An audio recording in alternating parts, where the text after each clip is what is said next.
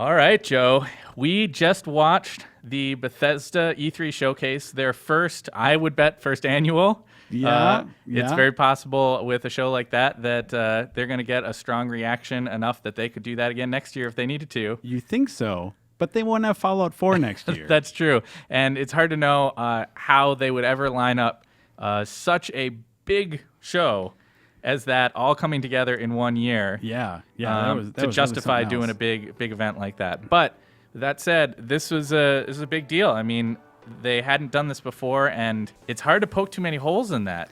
Yeah, I mean, especially since they knew where they were the strongest. Yeah. As we were talking about in this sort of pre-show discussion, that battle cry game looks like that could be fun, and there's something to see there. But they didn't go in depth and do a big 20-minute demo on it. Yeah, I had some concerns about what I was seeing there in that battle cry game. I think it was maybe the only thing that didn't totally blow me away. Almost everything else on Showcase tonight, I think, had a really solid showing. Yeah, I mean, I guess we can kind of go in order too, because seeing Doom 4 for the first time, not Doom 4 for one, just Doom now, right?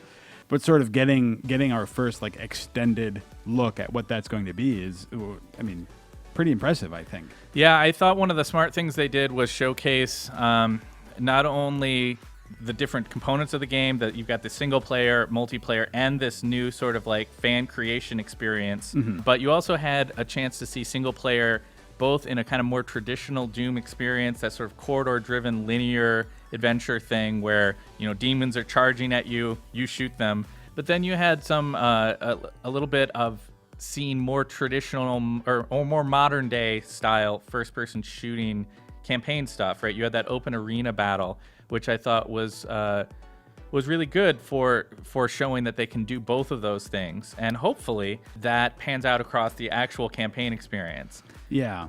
There are so many games that make so many lofty promises in terms of like, this is going to be so accessible, but also so deep. Mm-hmm. It looks easy enough to like put together some levels and things like that, but I wonder how complicated some of that logic's going to be and how usable. I agree. I mean, there have been many promises over, you and I have both seen years and years of promises of games that are going to make it so easy to hop in and make your own creations. And although there have been great modding tools that have come out over the years that people have taken great advantage of, I've yet to see the experience that truly is that totally simple, anybody can do it and do something great kind of creation tools. Yeah. And so it'll be interesting to see how that plays out. But it is cool that it is on consoles. Yep. I think one of the other things about Doom that set a tone for the rest of the conference, and maybe one of the only things that you could call Bethesda out for this first showcase, and I can't blame them for doing this, but there was not a lot of like live gameplay on show. That's true. Almost everything that we saw tonight was pre-scripted in the extreme, and well rehearsed. And to their credit, there were no real big flubs. I mean, there's lots of E3 press conferences over the years that have run into weird moments where things just drag on in weird ways, or videos don't start, or people play through a section of a game and it freezes up halfway through. Yeah. And they avoided the chance of that without really having anything like that on stage. But it also means that it leaves things a little bit more open for people to wonder, is this really what the game is like? Is Doom really play that way? Or has this been kind of a tweaked experience to make it feel that exciting and that cool? That's true. I share that sort of reservation. However, I'd say that, like Nintendo just goes full full pre-made with their presentation. Yep. So, and I don't think anyone is ever like, I wonder if Mario Maker's going to really look like that, right, or whatever, you know. Well, and I think one of the other things is to see, what do we learn here in the coming week? What can we find out about those games? What are the impressions going to be once people actually get their hands on some of these titles and play some of it? Did they say for sure, is Doom going to be on the show floor? I think didn't they talk about being able to play multiplayer? I thought they did. Oh, yeah. I mean, if nothing else, we know that Bethesda has sort of a schedule of interviews and demonstrations and stuff set up at their booth, too. So, regardless, as a coming out party for Doom, I think we got to give that a thumbs up. Yeah. I mean, that was a really solid presentation. They hit all the marks. every part of that game looked like what fans would want from it. It looks good. It's got ridiculous weapons. The action is fast. There are tons of demons. You go to hell. Yeah, you go to hell. I mean, I don't know what else you want from Doom. It might not be a favorite game for every PTA out there, but we'll see. There's a lot of pretty brutal violence going on in that game. Yeah. But that's what Doom should be, right? I think so, especially with the chainsaw. I mean, the chainsaw was cool. That's just what's going to happen. Yeah. But of course, this was really a coming out party for Bethesda.net. Yeah, well, the Bethesda.net thing, I think, is interesting. Battle.net from Blizzard has been a huge success, and they've certainly had years and years to kind of build on that experience and make it what it is today. It's not terribly surprising to me to be seeing that Bethesda, with a lineup as strong as they have this year, trying to kind of break into that experience of having a more direct line with their community. I think that they are very actively trying to cut out the middleman to some degree. Yeah, well, and they've been doing that a little bit already with their Beth blog and stuff like that, trying to sort of be the primary source of communication about their games. Right. Which I think, okay, so obviously it doesn't benefit us as Game Informer if Bethesda is talking to people directly and not going through any press at all. But I think the interesting thing to think about for that is the fact that then there's no sort of interpretation. Yeah. I mean, it's a new frontier that we've discussed a good bit here in the office, and our editor-in-chief Andy McNamara was writing about in his letter from the editor this past month about there's nothing wrong with companies choosing how they're going to communicate their information, and if they want to do that more directly with their fans, that's great for the fan community, and I think we're all about that. Yeah. We also saw, as we talked about right at the beginning, we saw some battle cry. Yeah. I don't think there was anything on display there that changed my opinion about it. How about you? I wasn't seeing a whole lot there that was getting me really excited. I think they're banking to some degree on these large-scale conflicts, right? It's a 32-player game. I wonder if that's going to make for excitement or if it's going to make for chaos, which isn't necessarily fun. Exactly. But that remains to be seen. I mean, regardless, we should have an answer relatively soon. It sounds like they're pushing forward with beta plans, 2015. Yep. They were very clear on that point. So I think not just us, but everybody's going to have a pretty clear sense of what that game is all about and how much fun it is within a few short months. Yeah. Dishonored 2 is the next thing we saw, I believe. And Dishonored 2 was awesome. Yeah. I looked it up. Yeah. Just to be sure. I don't want to spoil it for people who are watching and maybe haven't played the original Dishonored, because that definitive edition of the original with all the DLC is also coming out. So if you haven't, you should play that. But Emily Caldwin, that character, they called her a new character, and that means new playable character. Right. She was a character in the first game. Okay, yeah, I was trying to remember. And so that special power that she has looks pretty neat. Yeah, it's like a weird tentacle shot thing. Yeah, it reminds me of the Darkness, the comic book character. Well, or Venom maybe a little bit from Marvel comic books. Except here's what's interesting about aesthetically, yes, yeah. it has that sort of weird tentacle vibe to it. Practically though, I think that they had such a good response in the original game to Corvo's blink power, that teleport, that they needed to find an analog to that. It's okay, so you basically look somewhere and you press a button and then you're at that place. Right. They just needed to find a new way to do it. And I think that's, design-wise looks really cool. Yeah. I was also pleased that they led with their new female character rather than their old male character. I thought that was a cool choice. Get to see this new character, put her in sort of the spotlight right as the game is being announced. I'm excited about the idea that I get to play both of those characters in the upcoming game. Yeah, and I'm excited to see what's happened to that world. In the meantime, it's from the sounds of it, things have changed a little bit. I mean, it's got to be, judging from the timeline, I don't know if they said it specifically. It looks like it's probably 20 years or so since the last game. We talked before the show a little bit about how this is a really expansive world that Arcane had crafted well before they ever released Dishonored 1. Yeah. Not a lot of people maybe know the breadth and the depth of what's going on there, but having talked with those co-creative directors, with Raph and with Harvey directly about it, they did not create Dishonored at the beginning as just this sort of one-off experience. It was Right. always the plan to more fully explore this world, and we're seeing the first steps now of them broadening that out from what they started with Corvo, and now starting to do some other areas of the world. They said they're going to a new city, this sort of like coastal city that they're going to explore. Yeah, so like to see another sort of facet of the Outsiders' favor, Right. however you want to consider it, and how that spans out is going to be cool too. We didn't get a release date for Dishonored 2, but we did get a release date for the Definitive Edition, which is coming to new-gen systems this fall. With Yep. all that DLC. That's going to be a great opportunity for anybody who has not dug into that really unusual and interesting game to give it a try. And obviously that feeds in well to an eventual release of Dishonored 2, which, Right. as I said during the show, it feels awfully likely that you would be targeting somewhere in the vicinity of like fall 2016 for that. You'd think so. Here and maybe I'm just getting too deep into it, but like 2016 is a lot of time. It is. So if they're not willing to commit right now, Yeah. that they can even hit that, because there's no, I mean, we know that 2015 isn't going to happen for that. Because what we saw today wasn't even like, that wasn't playable. That was just Totally. like that was a CG sort of demo thing, I believe. Yeah. So I guess all I mean is like if they're not willing to commit right now to 2016, maybe that's an early 2017 thing, or who knows. It's hard to say. I mean, we shouldn't make any clear assumptions that it's going to be one or the other, but it's exciting that at least we know now that it's on the way, what the general direction of what they're doing with this storyline is going to be. Yeah. And I think that they did a great job showing enough to get people excited, but still leaving a lot of mystery and a lot of room for, more reveals as time goes on. Absolutely.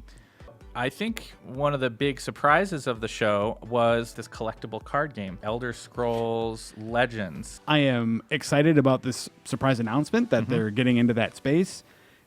And beyond that, it's sort of a shrug of like, well, I mean, I guess you're going to have to be different enough from Hearthstone to not just feel like you're copying. You're going to have to do something. You're going to have to do something unique with it. Right. And I still am waiting. I feel like we didn't get a sense of what that's going to be yet. Once you have a good design, you can tap into, especially with an existing franchise, a lot of existing art. Yeah. Draw that out. You can create some new art that for sort of signature art for the game, and you're kind of off to the races. And that's where Hearthstone has succeeded. Had a great game design that was really appealing to a lot of people, and it built off of the dozens of great collectible card games that are on tabletop that have been created over the years. So it's not, while I certainly wouldn't claim to have seen this one coming, it's not surprising to me to see that Bethesda would be going this way, because as we saw with the opening of the Fallout thing, which we're going to talk about later, Yeah. they have a lot of awesome concept artists at Bethesda. If even some of that stuff can make its way into this collectible card game, it's going to look beautiful. What we didn't hear about is who is actually making the game. They did not talk about whether that was an in-house Bethesda game or if somebody else was working on it. Yeah. Interesting. But certainly a cool announcement, and one that we didn't see coming. Yeah. Does that bring us to Fallout? Is that Well, the we big- didn't talk about ESO yet. The trick about talking about ESO is Yeah. the fact that game has been out on PC for a long time Yep. and just came out on console. They showed the Imperial City that's Yeah. going to be coming out. Yeah, yeah, And they the- showed the the orc Orc City capital, you're right. where almost nothing was happening. So and some it's guys on bears. Yeah.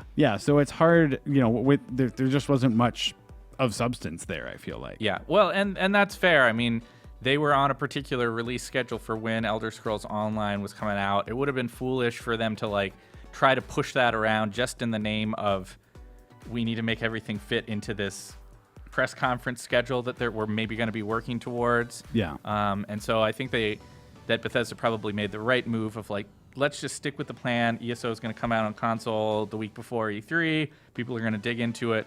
It's easy for us in the video game industry to forget that most of the people who are into video games are not at E3. They're at home. True. Playing Yep. their games. Yep. And so while it might be weird for us to be dealing with games that are coming out right now, the world keeps spinning even as E3 is going on. And right now, a lot of people are digging into Elder Scrolls Online on their consoles for the first time. And we'll have a better sense of how that game has turned out, I think, in these coming weeks. Yeah.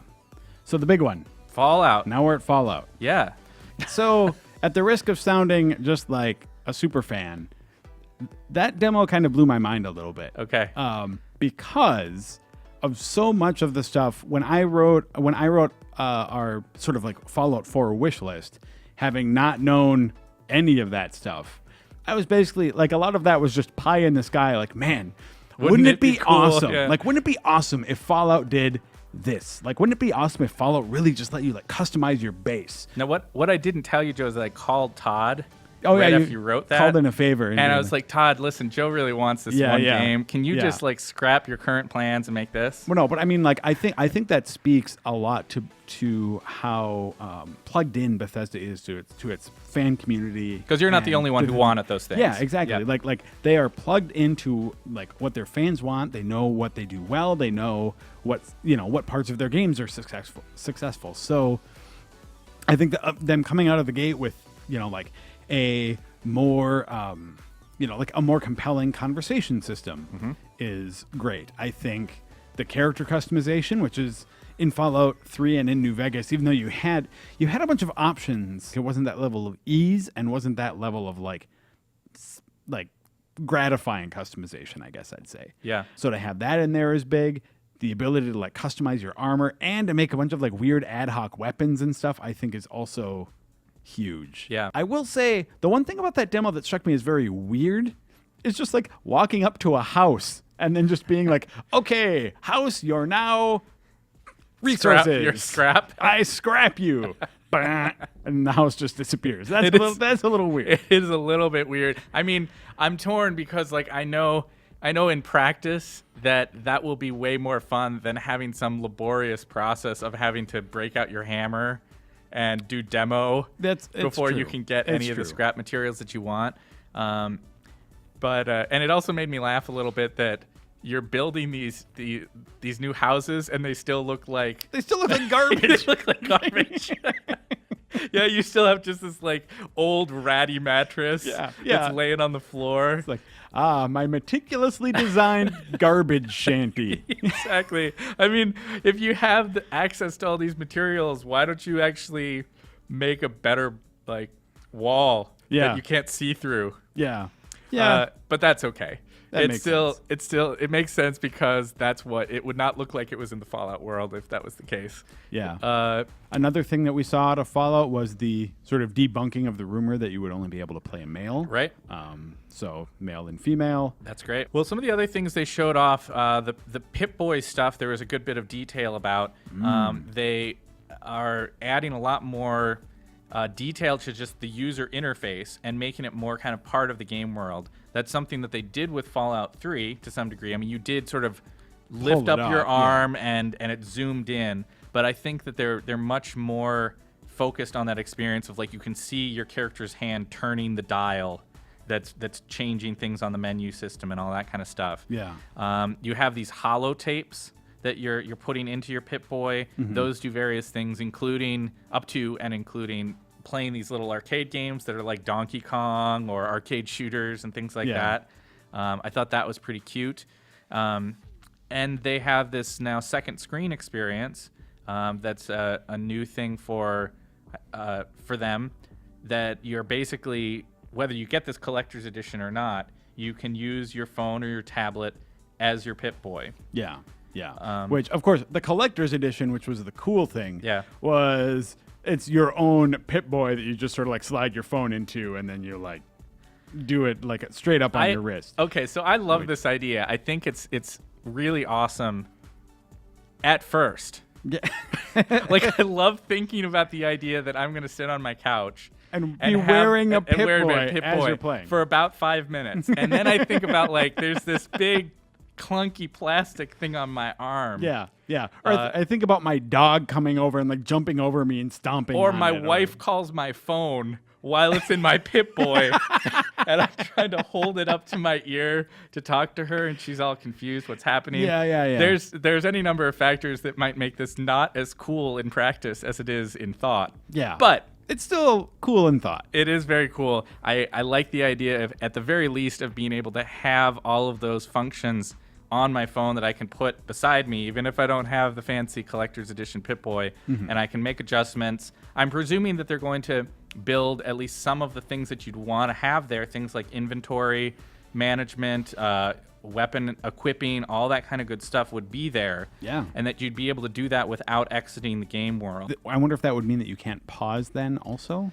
Whatever. Rad scorpions aren't going to wait for you to dink with your Pip-Boys. They're not. We saw a little bit more with another thing, incidentally, that was on the wish list that you put together. We're talking about more depth with the companion system. We didn't see any other companions beyond the dog, which we can safely assume that there will be. But the dog was pretty cool. You could kind of direct him around in the world, have him retrieve stuff for you. Looked like he was getting into some fights with some raiders and stuff. So definitely. So the companion stuff looks like it's a little bit deeper this time around. The game world, it bears mentioning, looks beautiful in that way that a post-apocalyptic wasteland can. Yeah. I mean, I think one of the things that people were critical of when the trailer first came out, and I don't think this demo did anything to change anyone's mind, is that, like, I mean, you compare the visuals here and the visuals to Doom, and I mean, you don't question that, like, Doom looks more impressive. Sure. And I think that the thing to keep in mind for something like that is just when you're dealing with a world that's as expansive as the ones that Fallout deals with, and like Todd said, just all these ambitious other features in there, that if it doesn't look as pretty as some of the other games out there, I think that's fine, because I think it still looks good. It still looks good by itself. Yeah. When you compare it, maybe it doesn't hold up, but like it doesn't need to look good in comparison. It needs to look good by itself. And it's a different type of game, right? Yeah. It's an action role-playing game. It's a much larger world, almost certainly, than what Doom is going to be, in terms of raw space. At the very least, going through this post-apocalyptic version of Boston, I think, will be really neat. Yeah, it's a great city choice, I think. It's a cool city to get to see from that angle, and it plays into ongoing themes that they've always had about exploring sort of the American experience and freedom and liberty, and what, some of those things can lead to. And also, I mean, Boston is interesting because there's a lot of like American history in that city. Exactly. Similar, I mean, I guess like DC was. Yeah, we had some of that in DC also. But yeah, I think that there's going to be some interesting stuff like that in there too.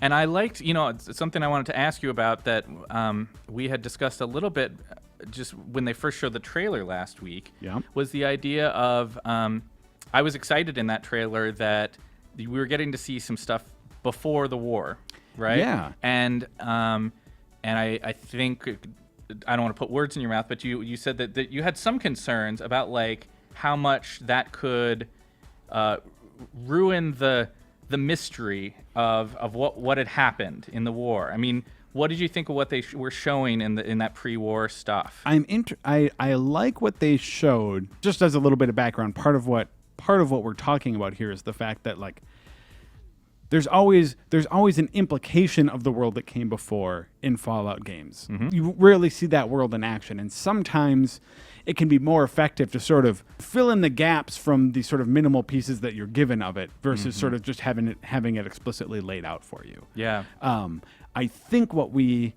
saw there, I think it gives you enough of a glimpse into what the world is to be a sort of like cool novelty at the beginning of the game. I'd be a little more wary, as I was at first when the trailer came out, when it kept doing a lot of like switching back and forth between like new world and old world.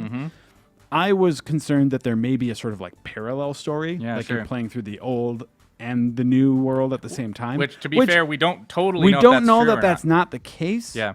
But like I would still have some concerns about that personally, and maybe it would turn out to be totally great.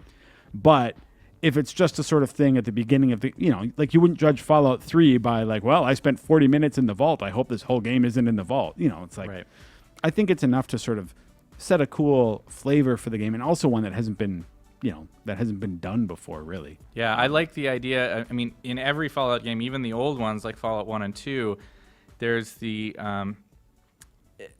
this idea of these characters who have basically come up through the vault. Yeah. Right? This is a character that obviously there's something else going on in the technology of Vault 111. Yeah. That we have a character who enters in pre-apocalypse and then exits post-apocalypse, and that's our main character. And it gives a little bit of a different flavor to who you are, right? If there's this guy, I mean, there's this kind of a tragedy, a deeper tragedy to the idea of this character who remembers what things were like before and lived in and around Boston. Right. The important distinction, I think, to point out is like in Fallout 3, your character was born in the vault. Grew up in the vault, Yeah. right? And so didn't really know any better. And so there was this sense of you emerge into this world that is in some cases sort of wondrous just because it's not this enclosed vault that you've been in forever. Whereas here, what little we saw of the story implied that your character is somehow in like cryogenic sleep or something like that happens. Yeah. And he comes out and he has no idea what has happened. He just knows that the bomb went off. And when he comes back out, he can't imagine that it's been this long, but it's been 200 years. And that sets up an interesting sort of dynamic for who that character is and where that could take us as a storyline. And then we also saw Fallout Shelter, which I'm going to check right now to see if that's even a thing. Yeah, well, so this was an iOS There it is. exclusive game. It's available. I am downloading it right now. There are people at home right now who probably already have this before you just because we're sitting here waxing philosophical. Yeah, well, and I mean, they are already building their shelters. Well, they can't be that far into it because I was checking during the show, Yeah. and right up until we started That's this what recording. you were doing. Yeah. Yeah, right up until we started this recording, it was not available. So they've maybe got 15 minutes on me tops. Well, this was another surprise. The second of two sort of mobile projects. Three, if you count the Fallout app, the Pip-Boy app thing that's on the way. That's indicating Bethesda sort of moving more intimately into the mobile space. Yep.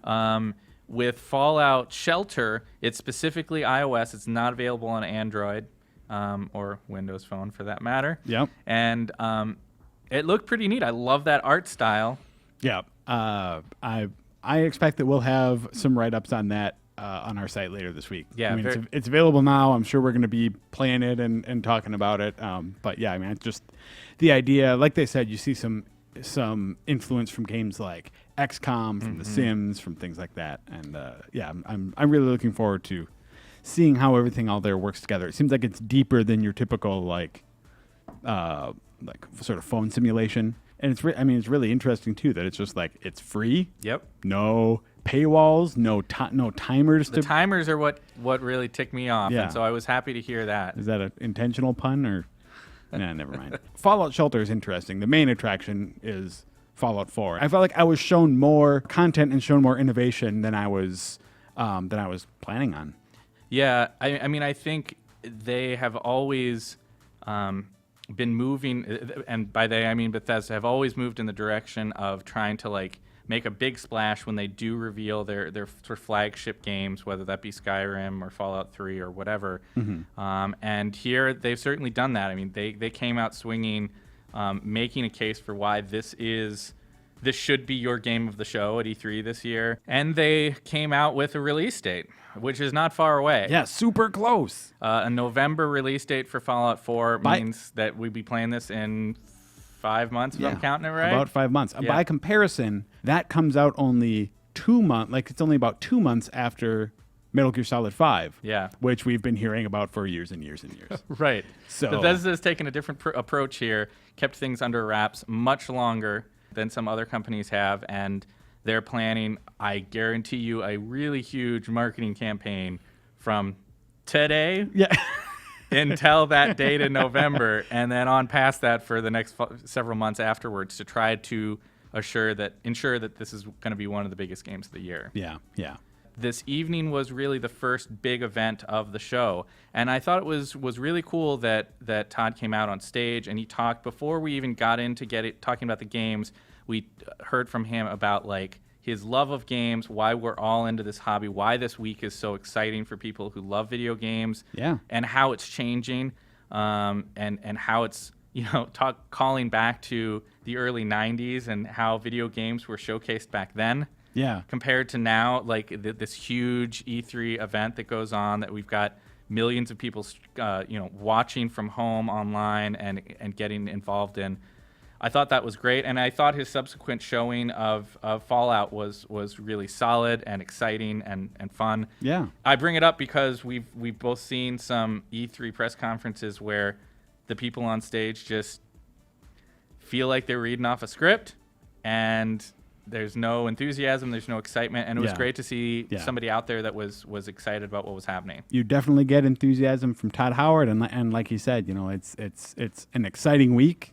And it's early, but I am excited about what I saw, and I'm excited about what's coming up in the next few days. Thanks so much for watching. We will talk to you soon. Bye.